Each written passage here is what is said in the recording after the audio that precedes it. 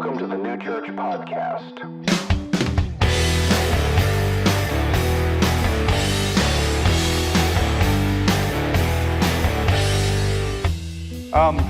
Last couple of weeks we've been talking about Jesus' most famous teaching, the Sermon on the Mount, what's called the Sermon on the Plain in Luke.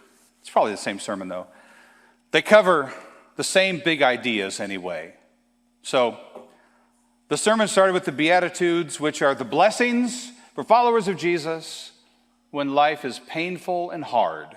And then there were the woes, the warnings for when life is easy, and a bunch of commands to treat people better than they deserve, to forgive, to not be judgy, to be extremely generous. In as much as possible, try to look at the world the way Jesus looks at the world, through grace and compassion, instead of being annoyed and condemning. A lot of very countercultural ideas. It's very hard. It goes against our sinful human nature. But anytime we talk about Jesus and love, people think we're being soft. Gentle Jesus, meek and mild. Hippie Jesus. Couldn't be further from the truth. The commands Jesus gave us to love our neighbor, to me, those are the most crushing law in the whole Bible. Nothing soft or easy about it. It's the hardest thing in the world. It takes so much more discipline, self-control, and maturity in our faith to not respond with anger, to not throw a temper tantrum, to not push people away from Jesus, away from his church, which is the same thing as pushing them toward hell, just because they don't act the way we think a Christian should act. But why would they? They haven't heard the gospel. They haven't believed the gospel. Not yet. So why would we expect people who are not Christians to act like Christians? Most Christians don't even act like Christians. My brother, who's a super bad mamma jamma karate man, is also a follower of Jesus. And he likes to say that he's a Christian, just not a very good one. I think more of us should be honest like that. A little humility might go a long way. Also, when it comes to hippies, I used to really like the hippies. I love classic rock, long hair, psychedelic artwork, Volkswagen microbuses. But all that hippy-dippy summer of love nonsense, it's pretty much directly responsible for most of the cultural decline in Western society. The hippies who thought they were so countercultural, they fought the man until they got rich and became the man. And these days, if you don't assimilate to their warped way of seeing the world, they will do their best to destroy you. I wonder if anyone else is ever confused like I am about how everyone seems to know exactly what to be outraged by at any given moment. Is there like an outrage Amber Alert setting on my phone that somehow I turned off the notifications for? Like, how did everyone, all of a sudden, how did everyone know to be offended by the idea of free speech? All at the same time. If I wanted to be part of the outrage of the day crowd, I wouldn't even know how to keep up. The world's gone mad, and we all know it. We've all got a front row seat. Today's Mother's Day. The first man, Adam, he was created from dust. And the first woman, Eve, was created from his flesh. Every person since then has been born of woman. Every person since then has had a mother. And just to be clear, because it seems like we need to clarify this for some reason, every mother has been a woman. And ever since Eve, the mother has been the primary caregiver for the human race. Only a fool would argue with the fact that a mother has the heaviest responsibility in the world. She not only gives birth at great cost and great pain to herself, she's the one who's designed biologically to feed and nurture the child from conception until they can hold a fork. Mom will also be the primary disciplinarian and encourager to turn those young barbarians into human beings. And none of this is meant to take anything away from the father's role in parenting. But today is Mother's Day, so stay in your lane, Dad. From the time of birth, when a mother brings that screaming little monster into the world, she's not even allowed to be selfish and annoyed by the newborn disruptor of everything in her life. She's supposed to look at that raging bundle of neediness with love and compassion. She's actually supposed to delight in taking care of it.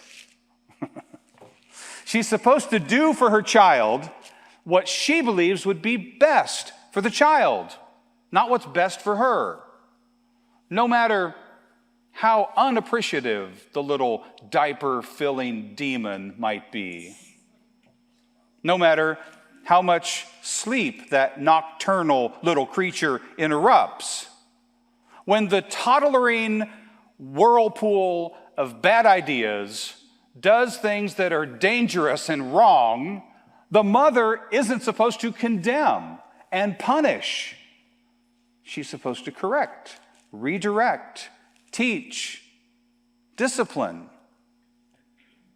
and forgive them for being an immature little cretin over and over and over. She is to never forget to love and care for her child. Basically, a mother is to treat her children the way Jesus treats us. And she's supposed to treat her children the way Jesus told us to treat each other. Which means the opposite is also true. Jesus commands us to treat everyone the way we all know a mother is supposed to treat her own children. How about that? Now, the church is the mother of all believers. The church conceives and gives birth to every Christian through God's word. The church is our mother. It's through the church that we're brought to faith. Think of all the mother-like images. We're born again, washed in baptism, fed in communion, taught and nurtured in the preaching of the word, disciplined and corrected through the teaching of God's word, so that we will all know how to grow into the people that God has called us to be. How to walk that straight and narrow path through the minefield of planet Earth. The church is the mother of all believers. But of course, you have to understand that you are also the church, the people of God. You're supposed to be the mother of God's children. All those lost children, all those unbelievers with their bad ideas and their ungodly affections. They're like wild, fatherless, motherless children who've been raised by wolves. We need to stop looking at all those unwashed orphans out there with annoyance and anger. Start looking at them, those screaming monsters with diapers full of stinky opinions, dripping with toxic ideas. We need to look at them the way a mother is supposed to look at her baby when it needs to be changed. The world definitely needs to be changed. We need to look at all those people who need to hear and believe the gospel the way the mother looks at her child when they're misbehaving, with love and wisdom and the compassion to help them get back on the right path. A mother never forgets that she's a mother. I think we, as the church, we forget what we're supposed to be doing in the world sometimes. Okay, so we're going to get back to the Gospel of Luke now, chapter 7.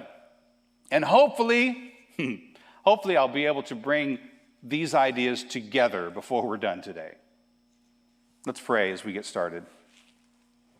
Father in heaven, help us to be the church, the mother of all your people. Teach us through your word today what that's supposed to look like. Show us what it means to trust your word and to look at people with compassion. Amen. Luke chapter 7, verse 1. After he had finished all his sayings in the hearing of the people, he entered Capernaum. So this is right after the Sermon on the Mount. Jesus went back to Capernaum a few weeks ago when we were talking about the paralyzed man who was lowered through the ceiling. I pointed out that most likely this is the town where Jesus' family had moved, where they had a house. So it's kind of fitting that we would talk about Jesus going back home to see Mom on Mother's Day. Verse 2. Now a centurion had a servant who was sick and at the point of death, who was highly valued by him. When the centurion heard about Jesus, he sent to him elders of the Jews, asking him to come and heal his servant. A centurion was a Roman military commander in charge of 100 soldiers. And a centurion would typically be thought of as an enemy of Israel. He was a Gentile, and his job was to command a bunch of men to control the occupied people in this area and maintain order. So this guy is the big boss of the local enemies in the town where Jesus' family lived. The Jews were under a constant threat of harassment from guys like this. Now this centurion, he had a servant who was valuable to him. The slave was sick. He was close to dying. But the centurion had heard about Jesus, the miracle worker who was healing people. So he called in a favor with the local Jewish leaders who owed him a big one. It doesn't say he asked them anything. He commanded them to go to Jesus to ask him if he would be so kind as to come heal his servant. So the Jewish leaders, they went to Jesus' house and they knocked on the door. Verse 4. And when they came to Jesus, they pleaded with him earnestly, saying, "He is worthy to have you do this for him, for he loves our nation, and he's the one who built us our synagogue." They're like, "Jesus, we're in a bind here. The Roman mafia boss who paid for our church building wants you to come heal his favorite slave. He's not like all the other mafia bosses. He's worthy of your help." Interesting fact, in 1969, archaeologists found the synagogue this guy had built. We are so thankful to Luke, who included little historical details like this, just little faith boosters for us to think about when we might be tempted to doubt. I kind of get the idea that this centurion was a little bit like Kevin Costner in Dances with Wolves. He was assigned to an outpost to control the Jewish savages, and he kind of went native. He seems to be pretty interested in the Jewish God. But he's still a Gentile. He's still an overlord. So how's Jesus going to treat his enemies? Because the Jewish leaders, they're not his friends either. So this is Luke showing us Jesus practiced what he preached. Verse 6, and Jesus went with them. When he was not far from the house, the centurion sent friends, saying to him, "Lord, do not trouble yourself, for I am not worthy to have you come under my roof.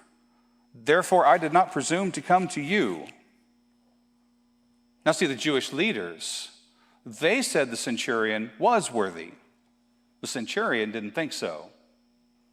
He's taken their ceremonial laws more seriously than they do. He didn't go to Jesus' house because he knew that if a Gentile went to a Jew's house, they would make the Jew unclean.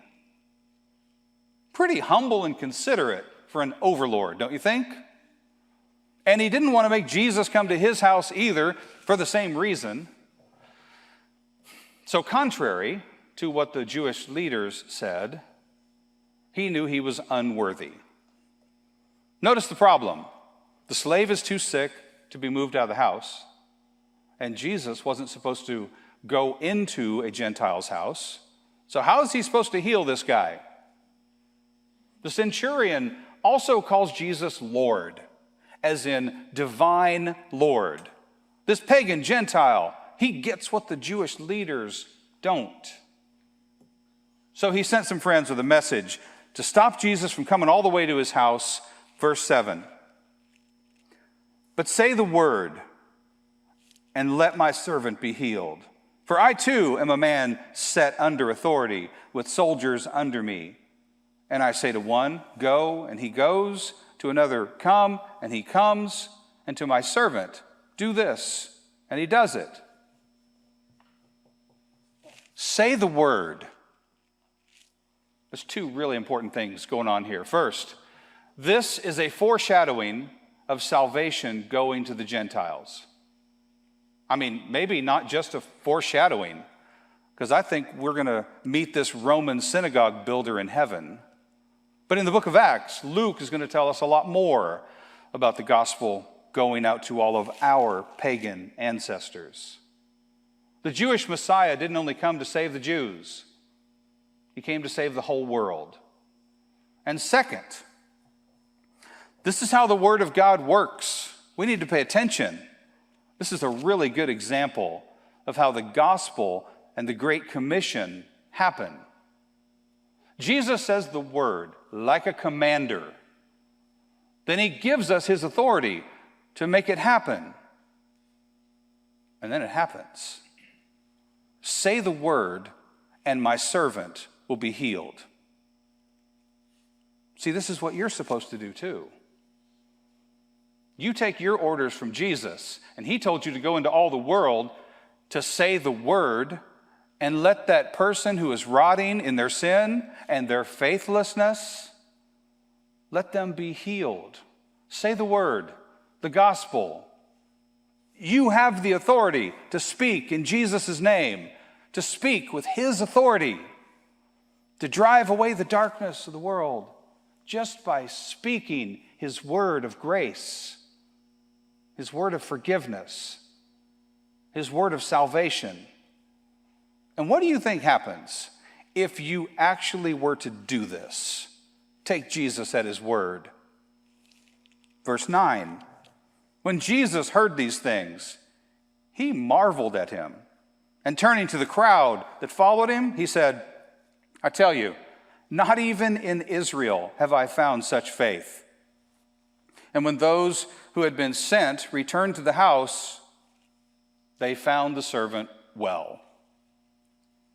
This guy's faith had to be something else, right? To make Jesus marvel at it? I mean, I know we're not supposed to try to impress Jesus. And I'm guessing if that's what we try to do, it won't work. But this guy manages to impress God. Way to go, Mr. Roman commander.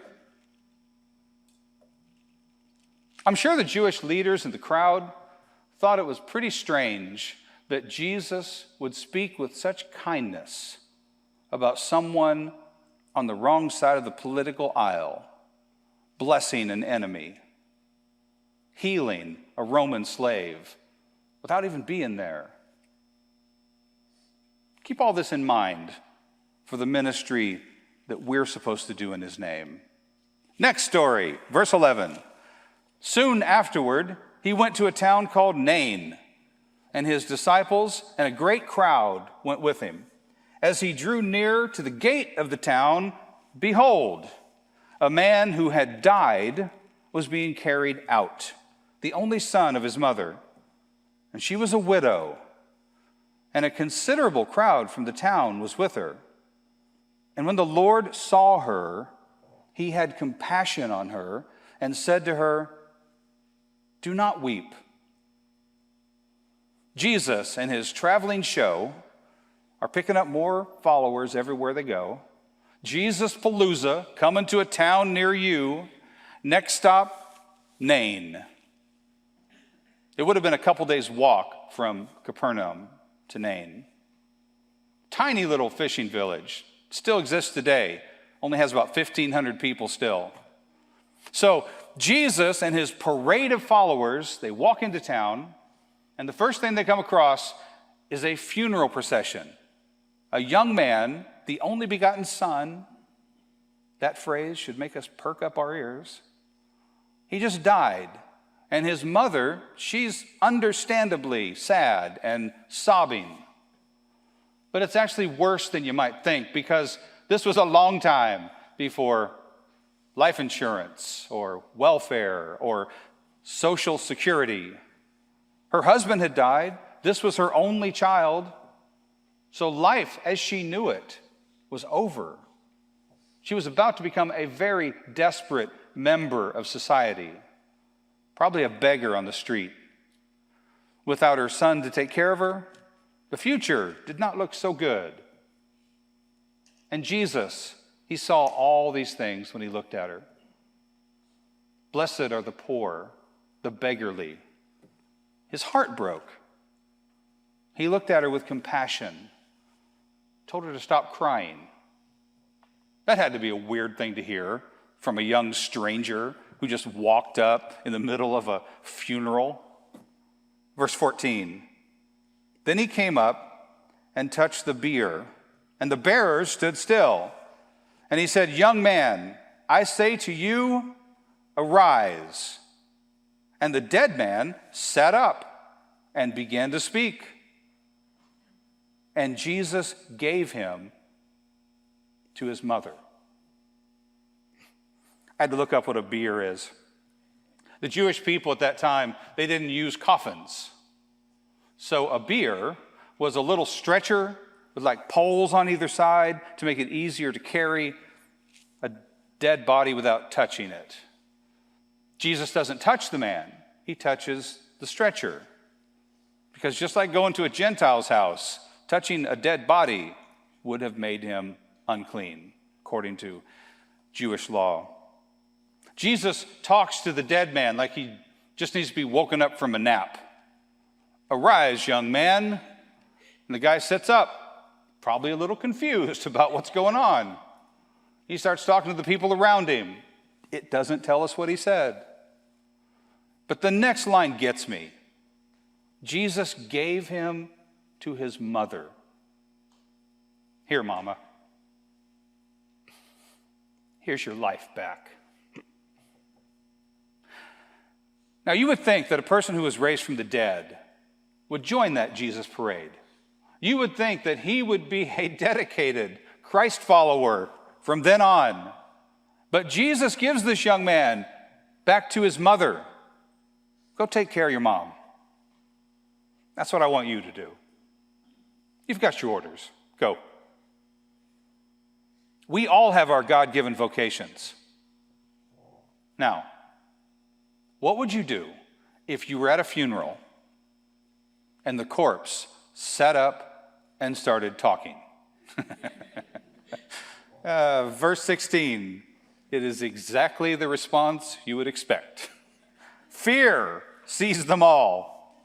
And no kidding, right? And they glorified God, saying, "A great prophet has arisen among us, and God has visited his people." And this report about him spread throughout the whole of Judea and all the surrounding country. Try not to think about this miracle the next time you're at a funeral, okay? Both of these stories, the Centurion and the Widow of Nain, they are obvious callbacks to Old Testament miracles by Elijah and Elisha. Elisha healed a Gentile military commander named Naaman, and Elijah raised a widow's only son from the dead. Now, both of those prophets had a lot harder time getting it done than Jesus did, but the miracles are very similar. The message is clear. Jesus is like the prophets of old, but so much greater. Jesus had just taught on how everyone who follows him, including all of us, are supposed to treat people better than they deserve. Do good to our enemies.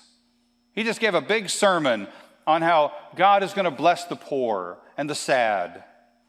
And then the very next thing he does is something really good for a Roman overlord enemy, and he gives a desperate widow back her son. Jesus practiced what he preached. Now, I started today talking about how one of the best pictures of the way Jesus told us to treat people better than they treat us is the way a mother treats her child.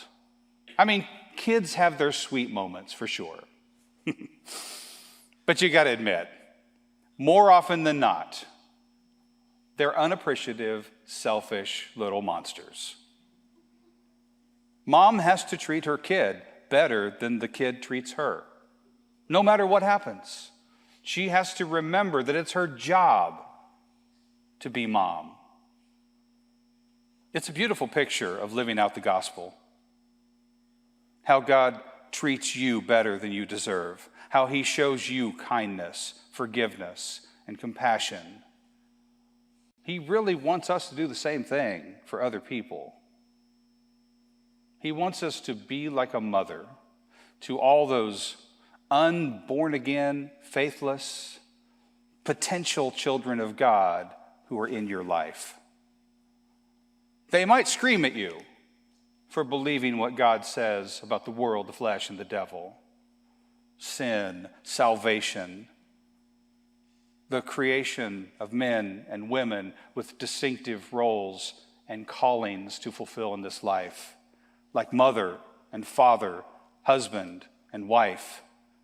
But you don't have to scream back. You need to be like a good mother. Be patient, kind, compassionate, willing to put up with whatever smelly, stinky crap they are making you deal with. Change them by speaking the word of grace that Jesus has spoken to you. It's what God does for you through Jesus. You were completely like a helpless, needy little baby. He did everything for you that you couldn't do for yourself. That is the gospel. He effortlessly forgives you for acting like selfish little children. Because he's your heavenly Father. He promises he's not going to give up on you. I'm going to end with this quote from Isaiah. This is God the Father saying he's like a mother. Isaiah 49:15. Can a mother forget the baby at her breast and have no compassion on the child she has born? Though she may forget, I will not forget you. Amen. For more information, go to newchurch.love or email frank@frankhart.com. If these online resources have been meaningful to you, please consider going to newchurch.love/give and show your support by helping make this ministry possible. Thank you.